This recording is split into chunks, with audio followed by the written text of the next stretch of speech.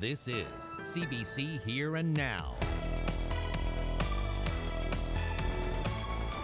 What I heard yesterday, all three political party leaders in the province, Ron, Harry and Hermione, think that there's an elder wand buried in Joe Smallwood's graveyard, and somehow they can magically go to Ottawa, who will produce a resurrection stone and make all this problem go away.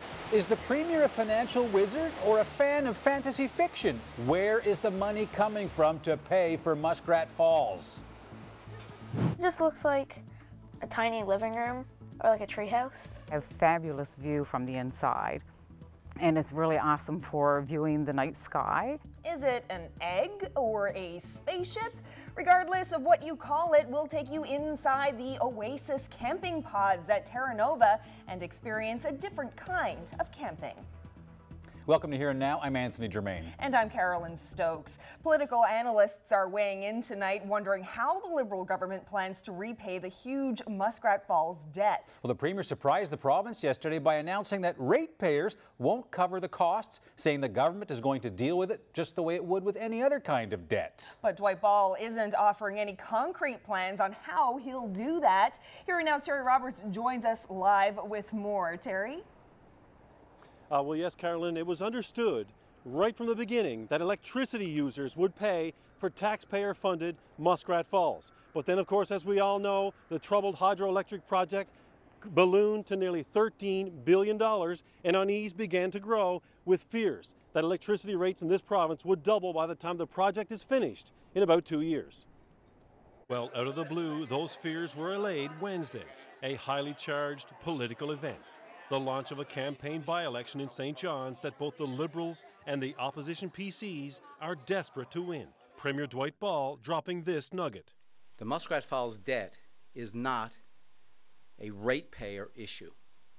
It's a debt issue, and we will deal with that debt like we've dealt with other government debt. A political strategy to get Paul Antle elected? Something percolating behind the scenes, perhaps, that the Premier is just not telling us. Either way, the announcement raised just as many questions as it did answers. The fact that the government had no details just makes it that much worse for them. What does this mean? How's it going to work? And his answer was, trust me. And I know people in government are working on this, but I don't think anybody's got an answer yet. Policy experts like Ed Hollett were flummoxed by the announcement. No skyrocketing power rates. No new taxes to pay for Muskrat Falls. But where will the money come from? The Premier says the answer to that question is still being determined. And that's a jaw-dropper for Hollett and perhaps the lenders who provided the money for Muskrat Falls. Well, if I was one of the bondholders and I had $7 billion that you had promised to pay me, and you said you're not going to pay me the way you said, my first question is, well, how are you going to pay me? And unless I got a good answer, I'm going to get really nervous today. The X factor in all this might be the federal government, which has provided loan guarantees of up to $8 billion for Muskrat Falls. Dwight Ball referenced Ottawa in his comments Wednesday. And today, the Department of Natural Resources released this statement. Any discussions on the financial issues surrounding Muskrat Falls would include the federal government, and we continue to look forward to having these conversations with our federal counterparts. Hollett, meanwhile, believes the government might be drifting into the realm of fairy tales, hoping for some Harry Potter-type magic. Well, from what I heard yesterday, all three political party leaders in the province, Ron, Harry and Hermione, think that there's an elder wand buried in Joe Smallwood's graveyard, and somehow they can magically go to Ottawa, who will produce a resurrection stone and make all this problem go away. Well, that might have been a wonderful movie, but it's not reality. Now, this province's representative in the federal cabinet is Seamus O'Regan. I received a brief, very non-committal statement from him today on what the federal government might be planning. And for those of you out there who might be thinking that perhaps Quebec is involved somewhere in the background trying to help us get out of this mess, well, think again. A spokesperson for Natural Resources told me today that there are no ongoing discussions with Quebec regarding Muskrat Falls or any other power asset in Newfoundland and Labrador. Reporting live for Here and Now, I'm Terry Roberts in St. John's. A man is in hospital in Gander after he was electrocuted yesterday on Change Islands. According to a town councillor, the man was working on an artesian well when something went terribly wrong. Apparently, something came into contact with the overhead electricity lines and the man was zapped with a serious shock. Emergency responders got him onto the ferry and then to the hospital in Gander. He is expected to recover. The incident knocked out the power for several hours. A St. John's woman has pleaded guilty to defrauding a company of $70,000. Today, the agreed statement of facts for the case was made public for the first time. Here Now's Jeremy Eaton has more on this story. Leah and Douglas Chalk walked into court today facing a total of 3 charges for fraud over $5,000 and a charge for forgery. After Leah Chalk pleaded guilty to 2 counts of fraud, the Crown withdrew the forgery charge and the fraud charge against her husband. Courtroom number 1 was standing room only today as supporters and the owners of the business she stole from were on hand to see Chalk have her day in court. It's been more than 2 years since Michael Whalen, the owner of Backyard Contractors, went to police after he suspected Chalk had been misappropriating funds. Today, the court heard in the agreed statement of facts that Chalk had defrauded Backyard Contractors for around $70,000. Chalk worked for this company in Mount Pearl from 2001 to 2016. She took care of the payroll and did all of the banking. During her employment, Chalk used a company credit card to buy a large number of personal items. Things like a snowblower, generator, an iPhone, some expensive dental work, multiple purchases from big box stores, hotel stays, purchases made at Mile 1, and the Newfoundland Liquor Corporation. The court heard that back in 2005, Chalk applied for and got a company gas card. For more than a decade, Chalk and her husband Douglas used the card to buy gas for their personal vehicles. But Chalk didn't stop there. A review of the company's accounts showed that she had gotten more money than she was entitled to after manipulating her vacation pay account. When confronted by Whalen 2 years ago, the Chalks coughed up $12,000 in cash. The owners and supporters of Backyard Contractors didn't want to do any interviews today, saying they'll wait until the whole court ordeal is over. But one of the owners did pull me aside and offered up this statement. He says that crime is like a credit card. You can enjoy it now, but you'll pay for it later. As for Chalk, she's scheduled to be back in court in mid-October. Jeremy Eaton, CBC News, Mount Pearl. Well, the NDP is calling for nominations in Windsor Lake. Any member of the party who is a resident of that district can nominate somebody. Tight deadline, though. Nominations close at 5 p.m. on Monday. PC party leader Ches Crosby was first to declare, and for the Liberals, businessman Paul Antle threw in his hat yesterday. The district came open after former Finance Minister Cathy Bennett resigned. Young people in Sheshatshiu led a march yesterday calling for the end to election campaigning with alcohol, drugs, and money. They led a group of about 80 from the Sheshatshiu Youth Center to the Band Council office.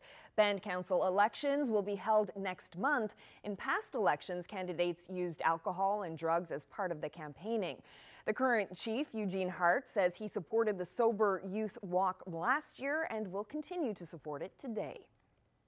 The federal government announced it's beginning the process of replacing the disastrous Phoenix pay system. $16 million allocated in the last federal budget will go to exploring a completely different approach to payroll for the public service. The Harper government created Phoenix, but it was implemented by the Trudeau government in 2016. And from the outset, it's generated angry protests for failure to pay some federal employees while paying others too little or too much. The problems have cost taxpayers about $1 billion. Ottawa hopes to have a working prototype for a new system within 6 months. Well, after months of tension, Maverick Conservative MP Maxime Bernier has bolted from the Tory stable, and he did not go quietly.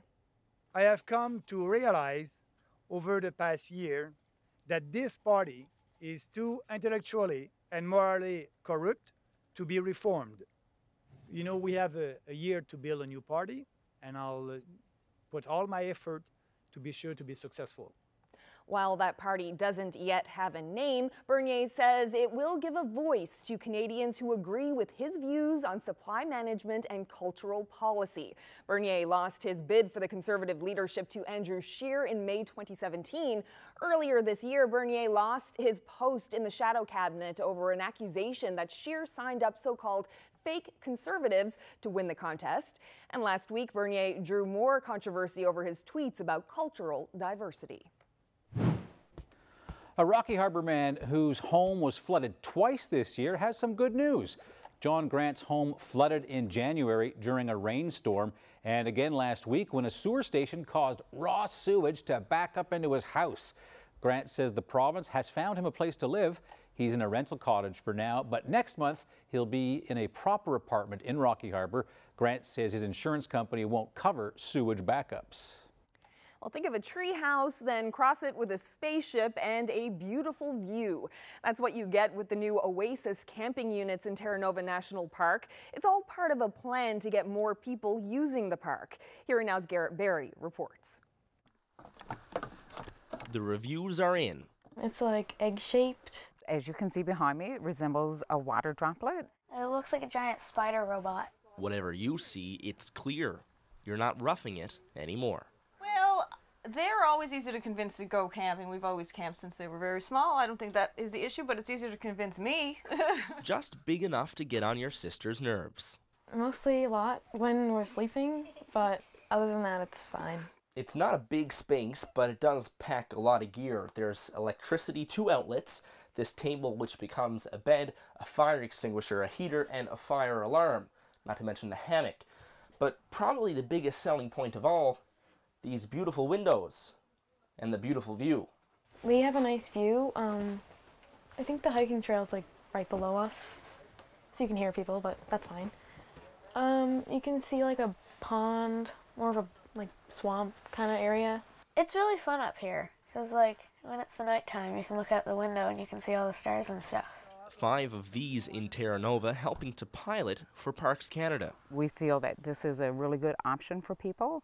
It's different and it's something unique, and it's a way of camping and gives you choices. At $120 a night, they're selling out. You know, you can get a hotel for $120 a night if you really wanted somewhere else. So what's the pitch, okay, to say that, okay, $120, but your money is well spent? For me, where else can you get this experience right now, where you can actually be away from the hustle and bustle of everything? Garrett Berry, CBC News, Terra Nova. The town of Happy Valley Goose Bay got a rare visit from a large vessel today. A 450-passenger cruise ship sailed in, and a welcoming committee was there to lure them into the town and try to light a flame under that town's tourism industry. Jacob Barker has that story. It came in early this morning through the fog. Onlookers came down to see the ship pulling into Tarrington Basin.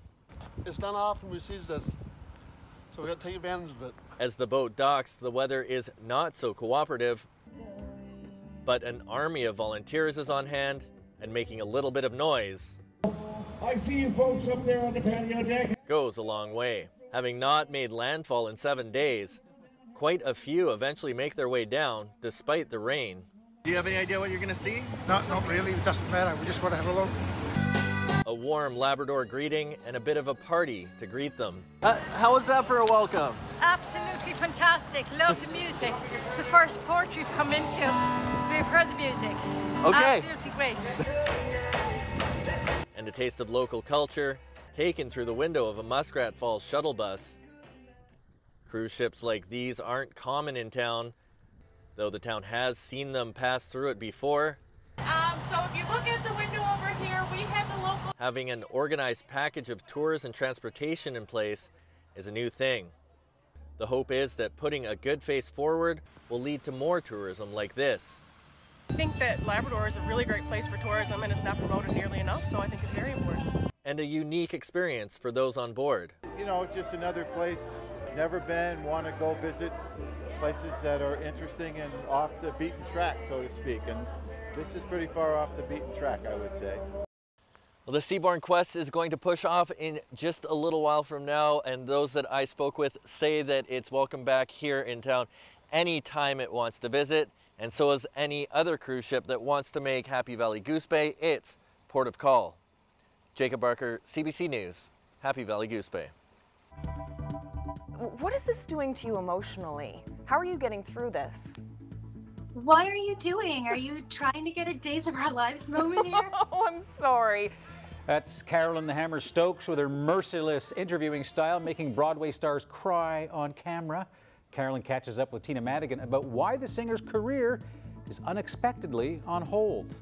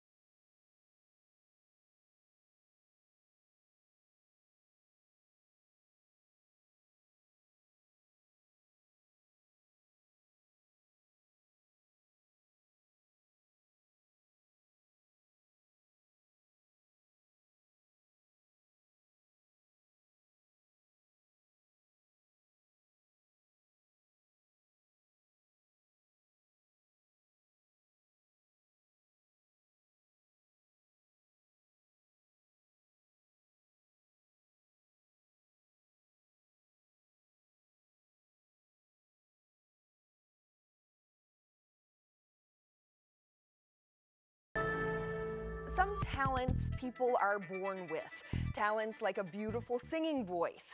But what would happen if that talent, that gift, were suddenly snatched away? That's the reality Broadway singer Tina Madigan is grappling with right now. Honey, honey, how he thrills me, honey, honey.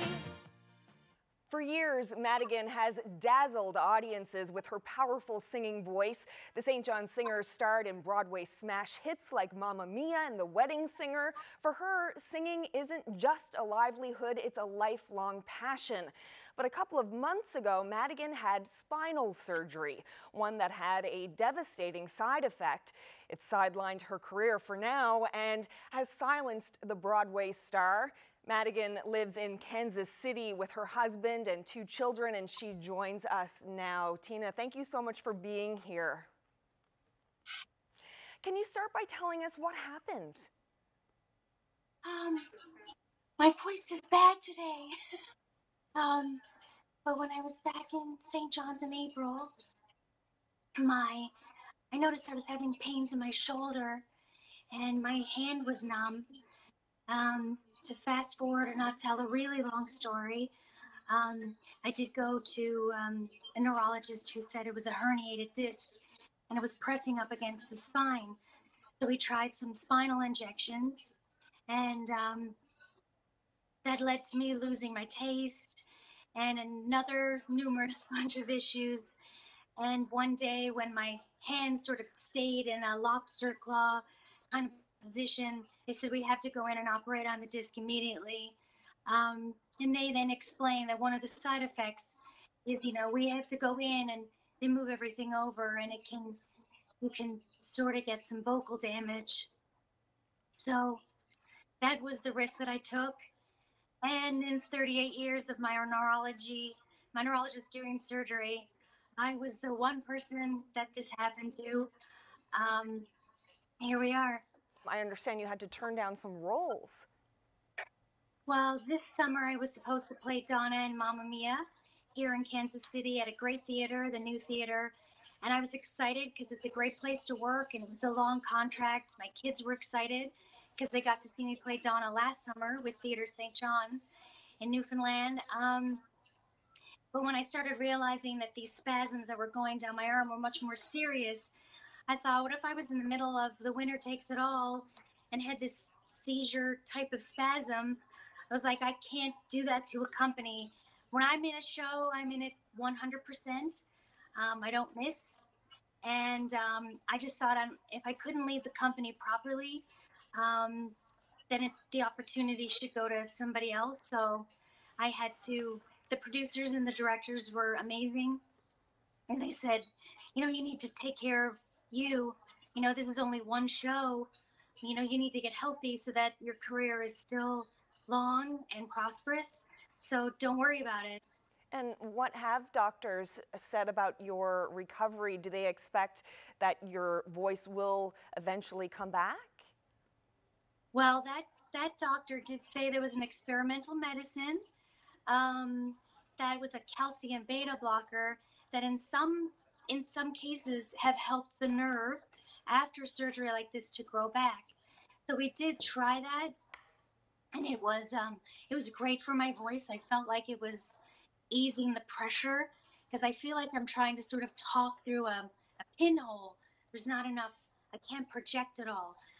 So the drug was helping me talk, but we suddenly realized 3 weeks later, because I'm 7 weeks now, so 6 weeks after the surgery, I put on like 23 pounds. I mean, that's a lot of M&Ms and muffins and Purity cream crisps. I was like, I couldn't have eaten 23 pounds. So when I reached out to them, they said, you're too out of breath. So then they realized that it was actually affecting the arteries and it was causing water retention. So I had to come off of it, which is causing a much scratchier talking voice now. I mean, obviously this was a really traumatic event for you physically. What is this doing to you emotionally? How are you getting through this? Yeah, I mean, it's hard. It's really hard. I just keep saying that, it's not a death sentence. I I can still read to my kids in the nighttime, and we can still make our ridiculous YouTube videos. Those things make me happy. But when my son says, Mom, one thing didn't happen on my bucket list this summer, and that was seeing you do Mamma Mia again, that kind of does a number on you. So it's hard, but it's not about what I've done in the past. It's about what I'm doing now. And what I'm doing is just trying to take a healthy approach to getting better and to just enjoying my life. If I sit in bed and cry about it, then that's just gonna suck. It's just not, that's not gonna make anybody happy. It's not gonna make me a good mom, a good daughter. I don't know. I just want to be in there with the kids and doing what I can do at school. But yeah, it would hurt. It hurt. Well, Tina, I'm sure that everyone watching this right now has their fingers and toes crossed for you, hoping that you will have a speedy and full recovery. Don't want to keep you for too long. Let your voice rest. Thank you so much for speaking with us. Thank you, guys. Opening the store allows us to provide 125 hours of youth-related employment per week, which is incredible. A new thrift store in St. John's can give you a deal on prices, but it's also creating opportunities for young people at risk. Don't go away.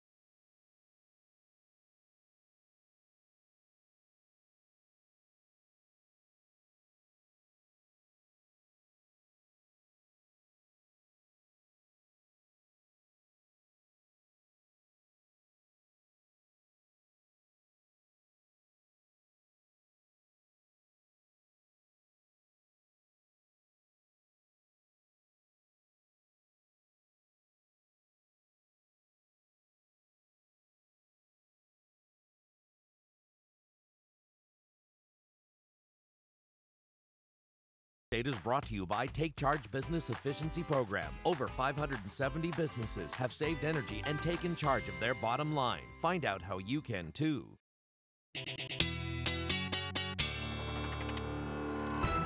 Well, before we launch into the weather, let's have a look at what's happening on the water. Will Davis and company were looking for cod near beautiful Salvage on the Eastport Peninsula when they caught this instead. Now, I shouldn't say caught. No. They managed to get this on video. Look at Got that. it on video. Right her. She's good. She's good. She's got them under. Orca goes under the boat. Look. Isn't that something? Look at that. I wonder if they caught any cod. Fantastic. Bet the orca did. Yeah, no kidding. And sometimes they follow around, right? And you sort of get curious with it. Here he comes. Here he comes. Beautiful. Ah, she's only Size joshing with that us. fin. There she goes again. What a beautiful day, too. Fantastic. Water like glass. Nature in all of its beauty. Absolutely. Couldn't say Well it better, said. right? Nature in all its beauty. Well, nature is going to bring some beauty for us. Some more? Yes. I went out at lunchtime today to say goodbye to some visitors who are spending their vacation here, who think it's always like this. It was 28 degrees or whatever we hit today. It was hot. Yeah. But we do have much more hot weather coming the next few days. We're looking at a general clearing trend. Let's start with a look at the highs today. St. John's, yes, quite hot, 27 degrees, feeling much warmer with the humidex, and central areas continuing with their hot weather as well. Not so much in Labrador. Lab City only got to about 15 degrees today. So yeah, they're dealing with a lot of those showers that came overnight up there, and a few showers on the island at the moment. St. John's has been getting lots of scattered showers this afternoon, so it looks like that system should be moving off as well. The West Coast looking at a few showers as well. Now we're looking as well at a fog advisory on the south coast, so Conagra, Burin Peninsula, and the southern Avalon. If you're heading down to that area tonight, it's going to be pretty foggy. Things should start to clear by tomorrow, though. So yes, we do have some more showers in Lab West tonight. That's clearing away. Nain is going to see some more showers, and also the Avalon Peninsula and Burin Peninsula looking at some showers overnight tonight, but things are looking much better tomorrow. And look at these overnight lows, getting down to 18 degrees in St. John's tonight, so it's going to be quite a muggy evening. Nain looking at a chance of thunder showers overnight tonight, and another 5 to 10 millimeters of rain, and thunder showers possible as well for Lab City this evening. So tomorrow morning, if you're in St. John's, it could still be raining, but as I mentioned, it should start to clear off. Some chance of showers as well for the Burin Peninsula, but clear skies generally for the rest of the island, and chance of showers in the Happy Valley, Goose Bay, and Labrador City, looking at some clearing for tomorrow. So this is Friday morning. You can see how the clouds and the overcast start to clear away. Labrador as well, looking at a general clearing for tomorrow. So overall, we're looking at a great day. Chance of maybe a scattered shower on the southern Avalon, but 24 degrees in St. John's, 29 for the humidex. So it's going to be another hot one tomorrow as well in central areas. A mix of sun and cloud for the central region. And for the west coast, lots of sunshine there and hot temperatures. Humidex around 28, and Humber Valley looking at 25 as the high tomorrow. Up along the straits, could see a scattered shower there throughout the day tomorrow, but generally it's going to be a mix of sun and cloud as well for Happy Valley, Goose Bay. Could see a little bit of shower action there, but mostly going to be some sunshine and clouds. But temperatures really cooling. Labrador City getting to a high of 12 degrees tomorrow. Nain 11 degrees, so it's definitely going to be a cool one for Labrador. Anthony? Thanks, Carolyn. A new thrift store at the east end of St. John's wants to give your wardrobe a boost, but the focus isn't all on fashion. The store is also pushing to empower its employees. Here now's Ryan Brockerville has more. Shopping for clothes here versus the mall is a surefire way to save some cash. But St. John's newest thrift store isn't just giving clothes a second life. Neighborhood is also creating opportunities for at-risk youth. In fact, that's the whole point. Opening the store allows us to provide 125 hours of youth-related employment per week, which is incredible. That allows for young people to have good employment opportunities. They run the donation center in the back, so if you come in to donate your clothes, you'll get to connect with a young person, take your donations. If you're coming to shop, you'll be able to connect with a young person on the floor or at the cash. And the young people are really kind of the heart and the lifeblood of what makes this store work. Neighborhood is run by Choices for Youth, and while the store gives young people a place to work, Chelsea McNeil says it's also teaching some practical skills. They receive life skills training, and that could be anywhere from, financial literacy, financial management, to, systems navigation, anything that a young person needs in terms of training or assistance. Choices for Youth is there to help provide that. Good news for bargain hunters, too. McNeil says there are also plenty of fashionable finds. We felt it was important to keep all of our pricing fair and equal. So how we designed that, we created a blanket pricing structure. So if you find a dress that's, brand new, you find a dress that's Prada, or you find that dress that you just love because it's fantastic, they're all the same price. Neighborhood is now accepting clothing donations. Their grand opening is set for this Saturday. Ryan Brockerville, CBC News, St. John's. Obviously, we get up on stage and say, hello, we're Newfoundland. And people are like, hello, Newfoundland. Yeah. Newfoundland the Band tours Newfoundland the island. Meet the Irish musicians who name themselves after us.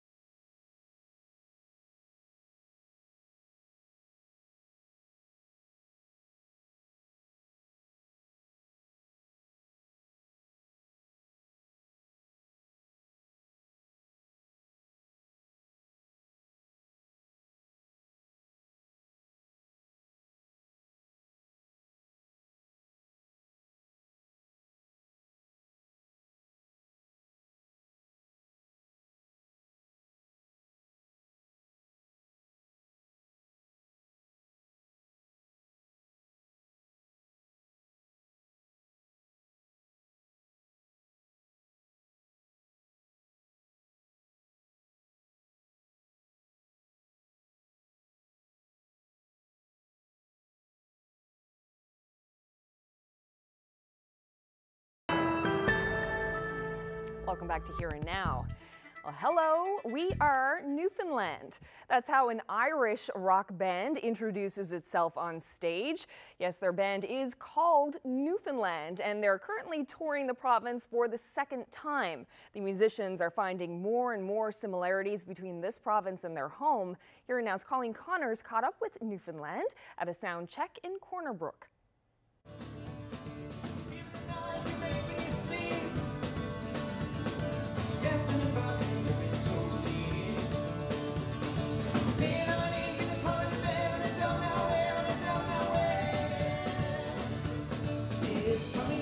thanks so much for joining me here today. I want to ask you first, where did the name Newfoundland, the band, where did that come from?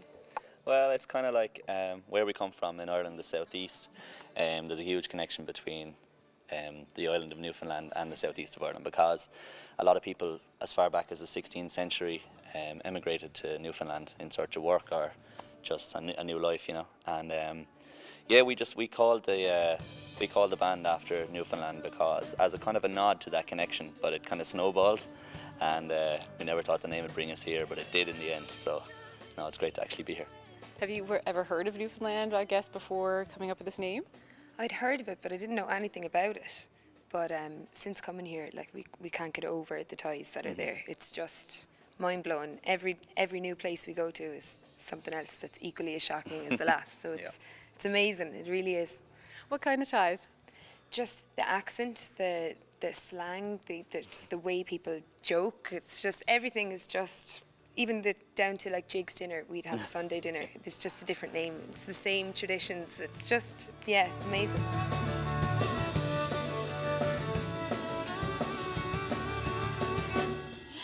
You love Newfoundland so much that some of you actually stayed here, is that right? Yeah, that was me, yeah. So after the last tour, we went home, and 3 weeks later I moved back over. I applied for my visa, got it, and I'm living in St. John's now.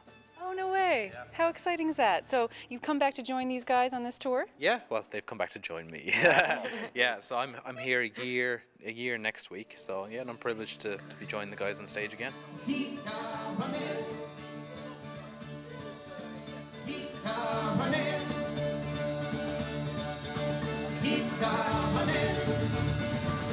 do you ever think that you'd be touring the province that you named your band after? No, I don't think we Never ever saw it. In a million years. Like it's brought us, it's the band has brought us to some amazing places, but this is really somewhere that we've been able to settle down, especially in a 3-week tour. You get a chance to kind of settle down and you feel a bit at home. We've kind of got a little circle of friends going here and everything now. It's totally a home away from home. Yeah.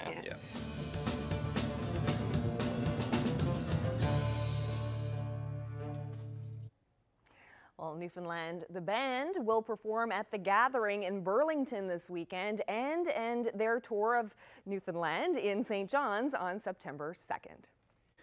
Well, you know the old saying, the only sure things in life are death and taxes? Well, it seems the Canada Revenue Agency has jumped the gun in more than just one case. And one man on Prince Edward Island is now trying to convince CRA that he has not yet assumed room temperature.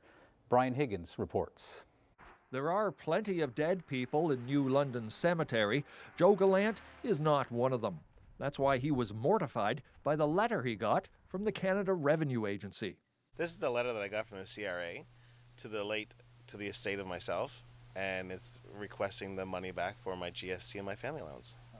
According to the CRA, Gallant died in June, but the news sure made his heart beat faster, so he got on the phone to get things sorted out quick. I was really panicked and I was worried because I dealt with the CRA in the past when I got audited for my family allowance before last year. Once I proved that I was me with some security questions, they told me that they were going to launch an investigation and to call back in 4 weeks to see where it stands. In a written statement, the CRA says the error does happen, but not very often, and the frequency is going down. The majority of these errors are made when the incorrect social insurance number is provided. In the last 2 years, there has been a 41% decrease of individuals erroneously declared dead. Watch this. Ow! See? Joe is alive.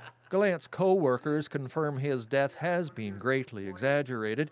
He says he's called his local MP for help. He's also checking to make sure his passport and life insurance are still okay.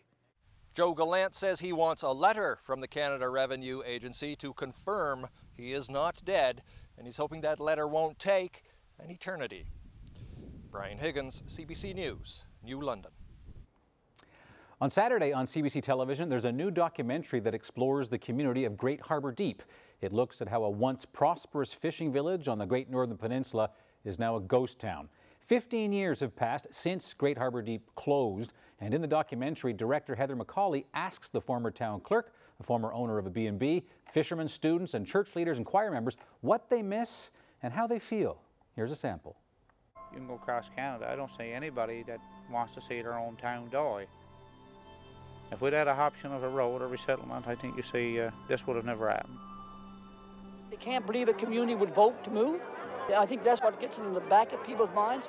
There's more to life than Harbour Deep. There's nothing here. Us young families, we were never going to go back. There's people in the town that's a bit upset because we're having this festival this weekend. I was at the big party in 2002 when we resettled. Because some of you may never see each other again, so. I think reality is starting to strike now. You leave everything you had behind for the sake of a hey here, $100,000. When we pulled into Harbour Deep and I got off on the wharf, there was no tracks anywhere. Just clean snow with not a track. There's your whole life, your whole town, gone, right?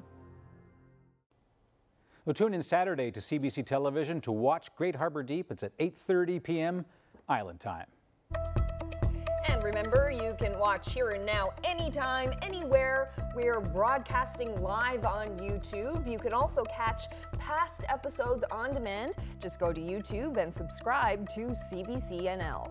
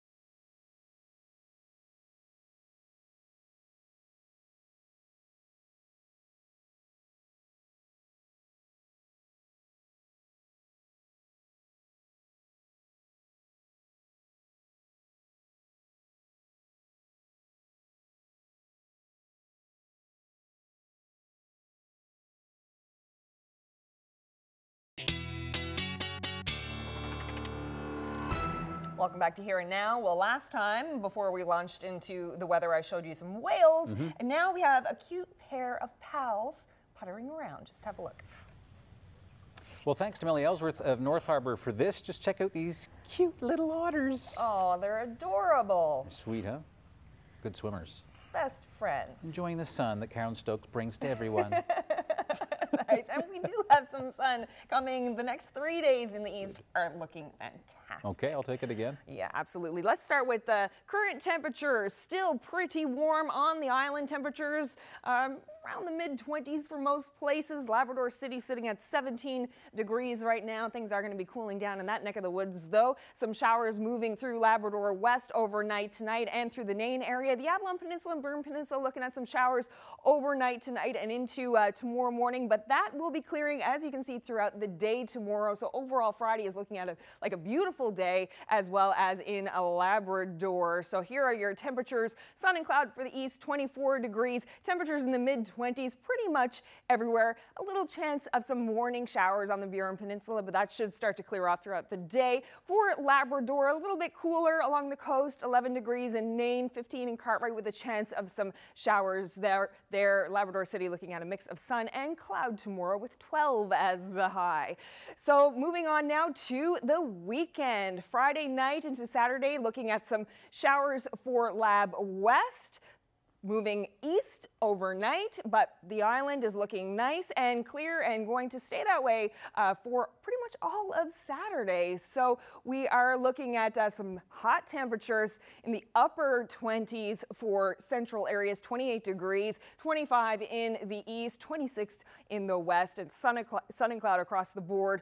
Chance of showers for parts of Labrador on Saturday, but should be some fairly light showers, certainly not like what you've been getting over the past couple of days. So Saturday evening into Sunday, looking at some overcast skies for Sunday morning and the potential for some showers in central areas and western areas during the afternoon, and for Labrador moving in the evening. So a chance of showers in Labrador, 19 degrees in the west, 20 in the east, and those temperatures still staying really hot on the island, staying at 28 for central areas, a chance of some showers there, and sun and cloud, a great Sunday coming for the east. So as we get into Monday, though, some showers move back in eastern portions of the Avalon, but you can see the next 3 days looking fantastic for the east. For central areas, could see some showers on Sunday, and showers continuing then on Monday and Tuesday, but temperatures staying fairly warm. As well for the west, some showers on Sunday, Monday, and Tuesday, and for Labrador, showers persist there as well. So the wet weather will be continuing as you head into next week. And for western Labrador, some showers on Sunday and Monday, and then some clearing on Tuesday. And temperatures, look at these overnight lows, 5 degrees, 3 degrees. Next week, it's going to be some pretty cool weather for Labrador. That's your forecast. Anthony, back to you. Air Canada is still working to clear a huge backlog of lost luggage from the weekend at Montreal's Trudeau Airport. And a passenger's rights advocate says it's just one example of a growing problem that Ottawa could do more to stop. Valeria Corimanoko has that story. The pile of bags in the domestic arrivals area is smaller, but Air Canada staff are still working to return the luggage to their owners. Still, not everyone is leaving with their bags. Jeremy Ball flew into Montreal from St. John's, but his checked bag wasn't there when he landed. So I'm waiting just for a phone call to tell me whether the bag is going to be in today or tomorrow or whatever. So I got a flight out tomorrow to Baffin Island, so hopefully I get the bag before I leave tomorrow. According to one passenger rights expert, Ball's situation points to a bigger problem that's negatively affecting passengers. Over the past 5 years, complaints have been soaring, quadrupling, while enforcement actions have dropped by a factor of 4. Lukash says Ottawa could help address the problem by fining airlines. Even if more can be done to crack down on this issue at large, there are some things passengers should know if their baggage is delayed. Whatever is reasonably needed for the purpose of the travel, for the purpose of the trip, the passenger can rent or buy as needed. For baggage that's delayed from a domestic flight, passengers can be compensated up to $1,500 and up to $2,100 for international flights. It's also the airline's responsibility to get lost baggage back to the passenger. A passenger may attempt to go to the airport to locate their baggage, but it is not the passenger's responsibility. If the passenger does manage to do that, then the airline will have to reimburse the passenger. Even more improvements for passengers should be coming. A passenger bill of rights is in the works, and it will address flight delays, cancellations, and compensation for airline travelers. Valeria Corimanoko, CBC News, Montreal. Well, the Toronto Maple Leafs just hired a superstar to fill a front office role. Hayley Wickenheiser has been named the new Assistant Director of Player Development.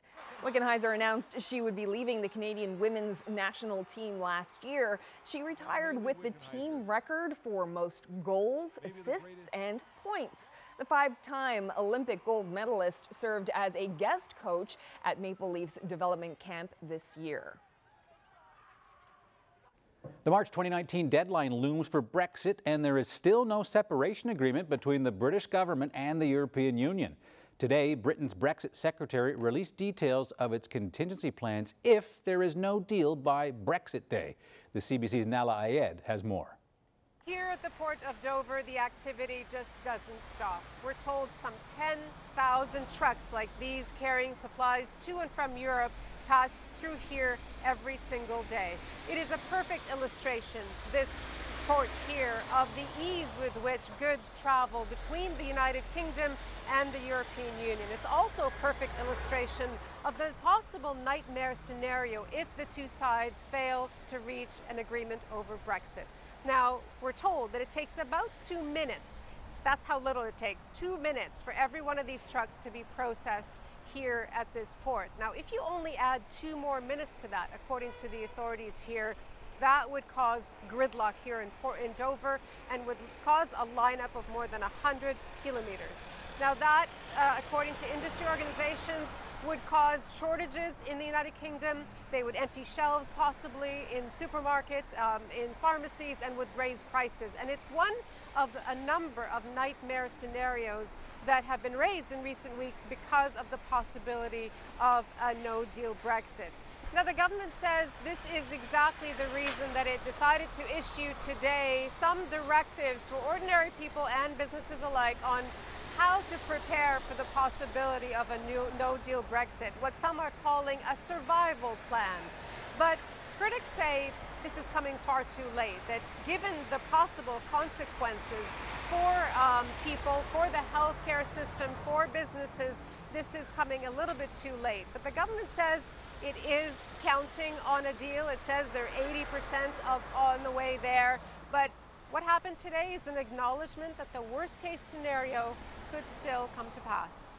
Nala Ayed, CBC News at the port of Dover, England. The actor who claims he was sexually assaulted by actress and director Asia Argento has broken his silence in a statement on Instagram. Jimmy Bennett says he was afraid and ashamed to speak following the alleged incident when he was 17, and that the trauma resurfaced when Argento became one of the women at the helm of the Me Too movement. The now 22-year-old says he felt people wouldn't understand his position as a young man. Argento denies having any sexual relationship with Bennett. She does acknowledge paying him a settlement, but says it was to help Bennett out of financial trouble. Here's today's viewer photo of the day, but I have not one, but 2 viewer photos of the day. Isn't that so sweet? And you're expecting me to tell you what part of Newfoundland this was taken in? Sure, it's obvious, isn't it? It's more just to look at, you know, the cute little animals. It's your backyard? No, I wish. No. No. Answer coming up. After the break.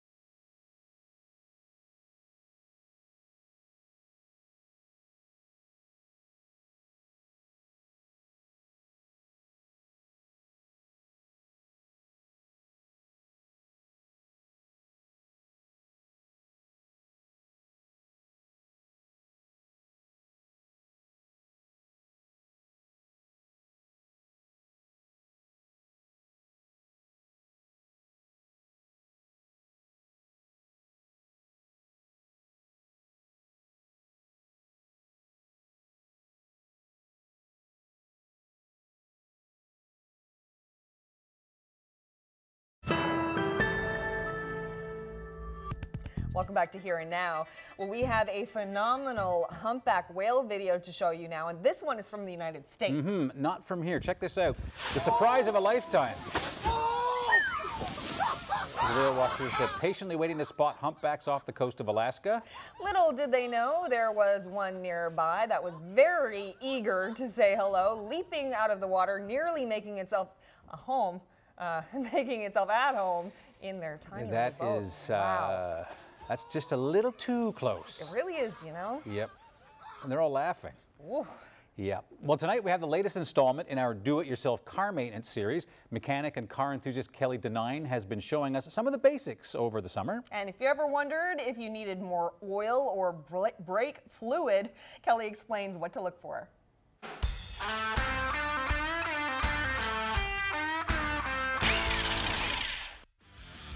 Today I'm going to show you how to check the fluids on your car. First thing that we're going to check is engine oil. It's the most important part of your car. Should be changed every 5,000 kilometers for cars that don't have synthetic oil and every 12,000 kilometers for cars that do. Locate your oil dipstick. You'll see it's down here on the side of the motor on this car. First thing you're going to do is pull your stick out and clean it off. Slide it back into the dipstick filler tube and then pull it out again. On this dipstick tube you'll see that there's some lines right here. This is the safe operating range for oil. So you can see on this dipstick that the oil is nice and clean, which means that it's been properly maintained and it is well within the range where it's supposed to be. Windshield wash, probably the most common fluid that people are going to be needing to put in their car, especially this winter. You get your jug of windshield wash. I recommend holding the bottle sideways so it doesn't gulp out too fast. And then you pour it directly down into the hole. Another fluid that you can check on your car is brake fluid. Now, depending on what model of car you have, it could be located in a different spot, but most of them have got brake fluid access wrote on them somewhere. Open it up and have a look down and you can see where the fill line is too. There you go. Everything you need to know about your car and its fluids. All right, let's have a look at the viewer photo of the day. Love this, so sweet. And this one, of course, doesn't really matter where in the province this was taken, I guess, but it was taken in Stephenville. Stephenville. Yeah. Lots of squirrels there. Just fantastic. So want to say thank you to Trina Pollard for sending that in. Yeah, and send your photos in. Love to see them. NLphotos@cbc.ca. Night now. Good night, everyone.